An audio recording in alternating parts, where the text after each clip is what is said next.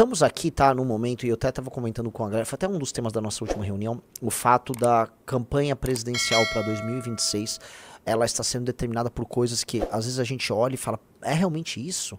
É disso que nós vamos tratar? Tá? Por que eu digo isso? Porque me parece que desde 2006 eu tô preso naquele filme Feitiço do Tempo, acho que é Feitiço do Tempo que chama, e eu não saio do mesmo dia.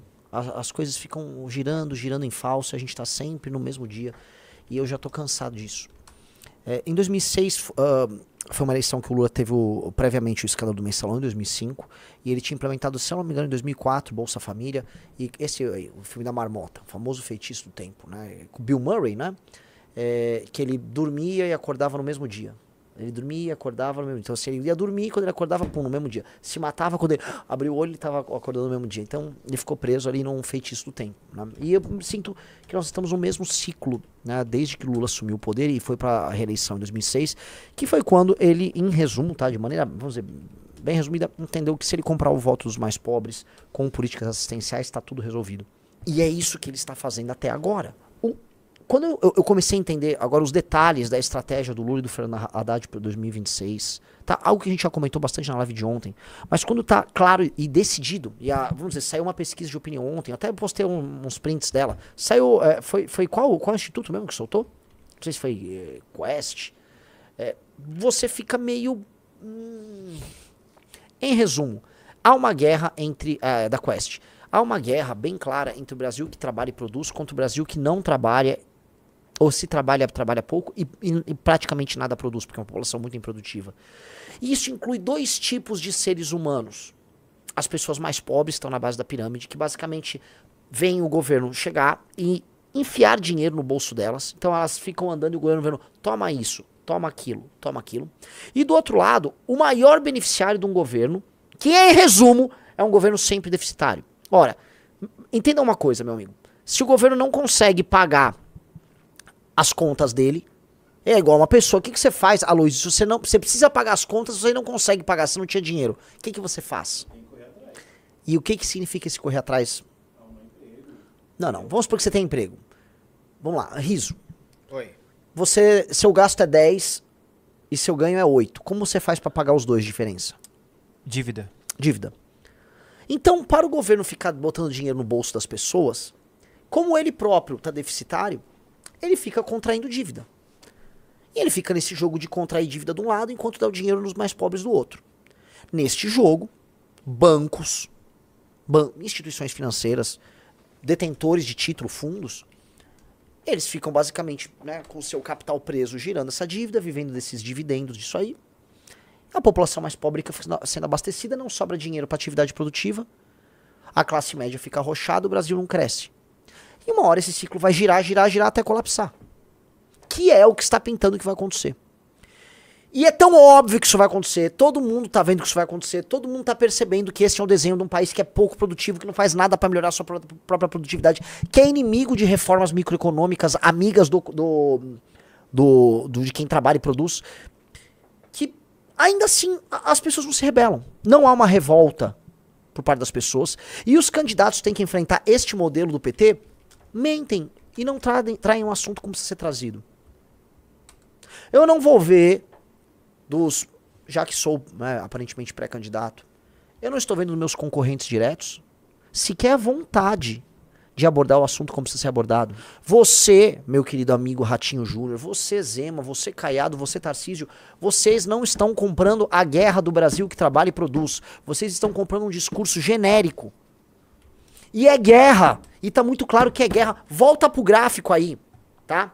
De julho desse ano até outubro desse ano, quem é beneficiário do Bolsa Família saiu da aprovação de 50% para 67%. O Lula aumentou 17 pontos percentuais a aprovação junto a esse público.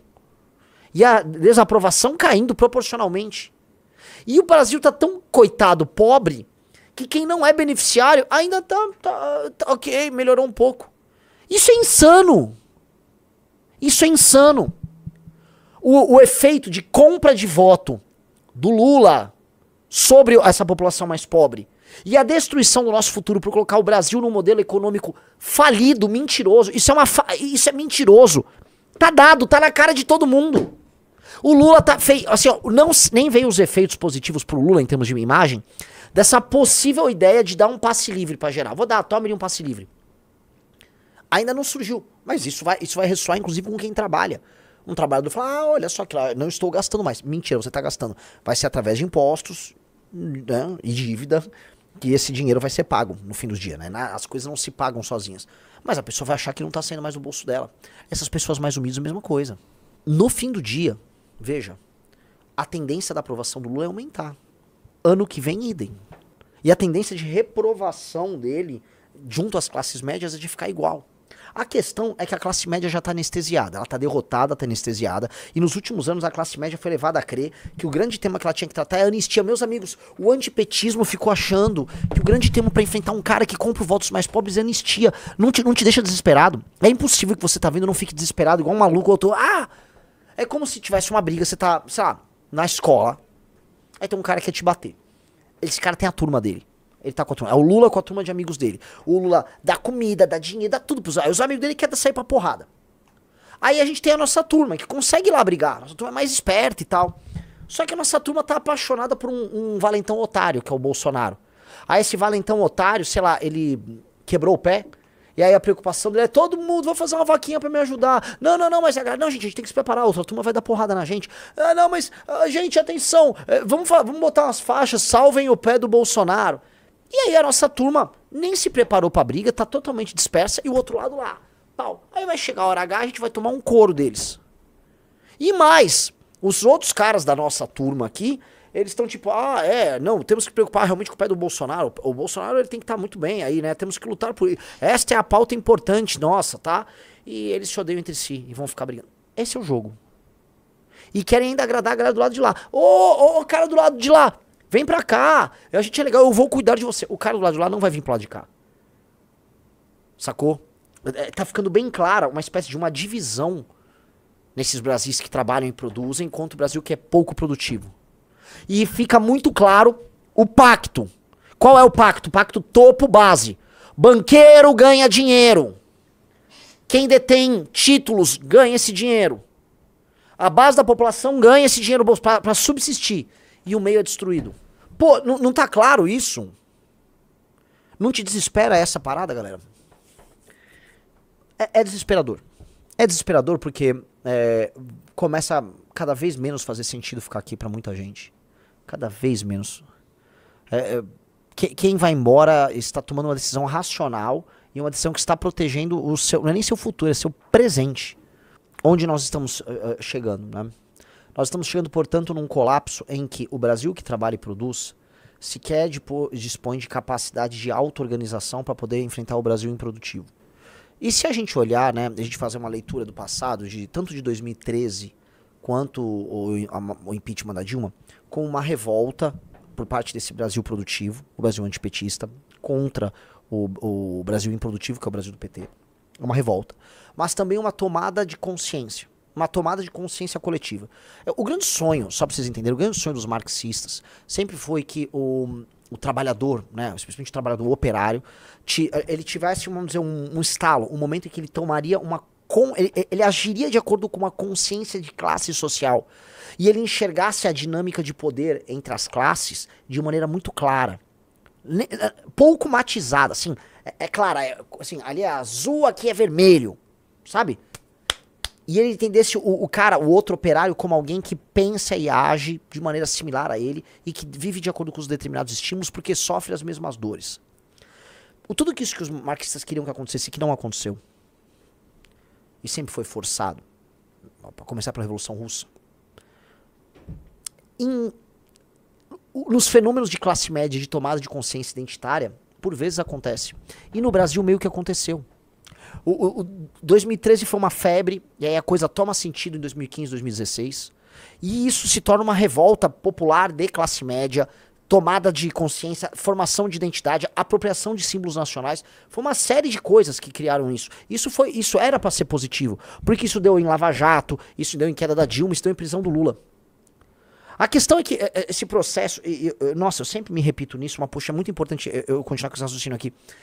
Isso foi dar no erro Bolsonaro, E aí foi ser conduzido pela personalidade do cara, e era uma personalidade burra que não entendeu nada do que era o processo, é um sujeito pequeno e tal. E aí toda essa tomada de consciência, ela foi pra um caminho completamente errado. É como se, né, o famoso, o gigante acordou, né? As pessoas foram despertando, surge um corpo, surge um gigante, uga, uga, e ele cai num precipício, e se espatifa. Porque de um lado, veja, não é que há consciência de classe na população mais pobre que o Lula compra. Há um coletivo de interesses e um sistema de estímulo quase pavloviano, em que a pessoa fica feliz conforme ela tem um interesse financeiro imediato atendido por parte do agente público. Então, é claro, né, e você criou ali, vamos dizer, uma cultura de dependência do Estado com base nisso. Você criou uma coisa meio que hereditária já, né? Já falei que tem assim, família que tem vó, filha e neta, as três recebendo auxílio de alguma sorte, especialmente Bolsa Família. E por quê? Né? O Lula, ele estabeleceu um vínculo com ele disso. Essas pessoas não são organizadas, mas ele consegue ter um controle férreo em termos eleitorais. Aí ele vai tomando os outros setores de pressão. A esquerda militante dentro das universidades, formando, vamos dizer, capital humano por aí, formando jovens, tanto que você tem muito jovem de esquerda, naturalmente. Aí você tem o funcionalismo de todos os sindicatos ligados ao funcionalismo, todos eles muito à esquerda, muito pró-PT. Você vai tendo elementos dentro da, já citei os sindicatos, mas elementos dentro da máquina pública por consequência disso. Você vai ter a agenda identitária que vai pegar gays e mulheres, especialmente mulheres não casadas nesses elementos urbanos. Ou seja, você forma um coletivo ali, um catado que hoje no Brasil é majoritário. E ele, por mais que a gente saiba que o projeto de poder do PT tenha inúmeros questionamentos dentro do campo da esquerda, é natural que tenha, porque é um projeto que dialoga com o interesse de banqueiro o tempo todo, né? Ele mantém o Brasil nesse ciclo, que o banqueiro ganha e o pobre subsiste, e é um modelo por si só falido. Por mais débil, por mais críticas que a própria esquerda faça isso, ele ganha, sacou? É um modelo frágil, ele não vai a lugar nenhum, ele sequer entrega o tal do socialismo que eles querem, mas ele ganha. E ele é um modelo que é feito pra ganhar. E ele ganha. Então, é como se as esquerdas ficassem presas assim, a gente ganha, mas o preço é que a gente não vai fazer nada.